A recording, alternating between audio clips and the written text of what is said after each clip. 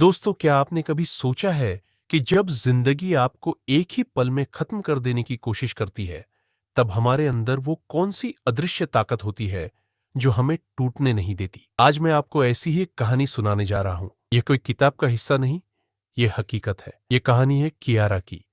27 साल की एक ट्रैकिंग एक्सपर्ट, एक जिंदा दिल लड़की जो पहाड़ों से प्यार करती थी, पर उसे नहीं पता था कि हिमालय उसके लिए एक ऐसा इम्तिहान तैयार कर चुका था जिसकी उसने कल्पना भी नहीं की थी। एक ऐसा इम्तिहान जो इंसान को या तो तोड़ देता है या उसे नया जन्म दे देता है। तारीख थी 3 अक्टूबर 2020। कियारा उत्तराखंड के रुद्रगेरा ग्लेशियर की ओर एक सोलो ट्रैक पर निकली थी। हिमालय की उन चोटियों की तस्वीरें लेना जहां इंसानी कदम बहुत कम पहुंचते हैं। उसकी आंखों में चमक थी, दिल में जुनून, लेकिन हिमालय किसी की खुशी से नहीं डरता। ट्रैक के तीसरे दिन मौसम अचानक बदल गया। दोपहर को आसमान साफ था। शाम होते होते बादलों ने पूरे पहाड़ को निगल लिया और कुछ मिनटों में पूरा रास्ता गायब हो गया। कियारा ने जीपीएस चेक किया, सारे सिग्नल फेल। हवा इतनी तेज थी कि ऐसा लगता था जैसे कोई अदृश्य ताकत उसे पहाड़ से धक्का दे देगी। किसी भी इंसान की सबसे बड़ी गलती यही होती है। कियारा ने भी यही सोचा और आगे बढ़ती रही, लेकिन हर कदम के साथ वो जंगल के और गहरे हिस्से में उतरती जा रही थी। पहली रात वो एक बड़े पत्थर के नीचे सिकुड़ कर बैठी रही। बर्फबारी रुकने का नाम नहीं ले रही थी। उसके कपड़े गीले थे,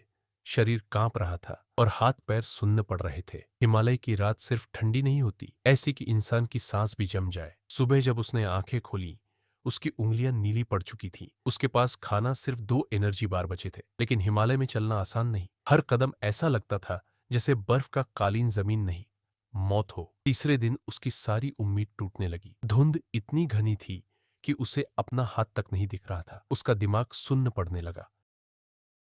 जन्नत से कम नहीं थी दिखाई दी, लेकिन उस वक्त वो झोपड़ी अगर जिंदा रहना है तो रोना नहीं। उसने झोपड़ी की लकड़ियों को तोड़ा, पत्थर घिसकर आग जलाने की कोशिश की। घंटों की मेहनत के बाद धुआं उठा और फिर एक छोटी सी आग जल गई। वो छोटी सी आग उसके अंदर की उम्मीद को फिर से जिंदा कर गई। कियारा ने बर्फ पिघलाकर पानी बनाया, पेड़ों की छाल और जंगली फलों से पेट भरने की कोशिश की। एक दिन उसे उल्टियां होती रही, वो लगभग बेहोश हो गई। सबसे बड़ा दुश्मन था अकेलापन। रात को उसे लगता था कोई उसके पीछे खड़ा है, कभी लगता कोई उसका नाम पुकार रहा है। हिमालय की खामोशी किसी शोर से ज्यादा डरावनी होती है। दिन 25।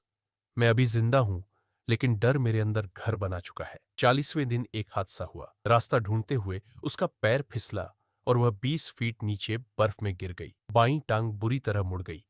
वो चीख भी नहीं पाई। उसने घिसटते हुए खुद को एक चट्टान के पास पहुंचाया। जब उसकी आंख खुली, शाम हो चुकी थी, लेकिन तभी उसे अपने पापा की आवाज याद आई। हारता हमेशा इंसान का मन है। उसने दांत भींचकर अपनी टांग सीधी की। दर्द इतना था कि वो जमीन में धंस जाना चाहती थी, लेकिन उसने खुद को फिर से खड़ा किया। अगर मौत को जीतना है तो डर को मारना होगा। दिन 60 तक उसका शरीर सूख गया था। वो कियारा नहीं थी जो पहाड़ों पर हंसते हुए फोटो खींचती थी। वो एक सर्वाइवर बन चुकी थी। दिन 70। हवा का रुख बदला। नीचे घाटी से कुछ अजीब सी आवाज सुनाई दी, जैसे कहीं पानी बह रहा हो। दिन 74। दूर जंगल में उसे आवाज सुनाई दी। पहले उसे भ्रम लगा, फिर दोबारा आवाज आई। उसने हिम्मत जुटाई और चिल्लाई। कुछ ही देर में 2 वन विभाग के गार्ड उसे मिले। वो उसे देखकर दंग रह गए। एक लड़की, कंकाल जैसी, और फिर भी जिंदा। जब उसने आंखें खोली, नर्स ने कहा, आज 18 दिसंबर है। उसकी आंखों से आंसू बहने लगे। 76 दिन उसने हिमालय से लड़ाई लड़ी और जीत गई। बाद में एक इंटरव्यू में उसने कहा, हिमालय ने मुझे एक फोटो नहीं दी, उसने मुझे जिंदगी की सबसे बड़ी सीख दी। परिवार, एक घूंट पानी, ये चीजें असली खजाने हैं।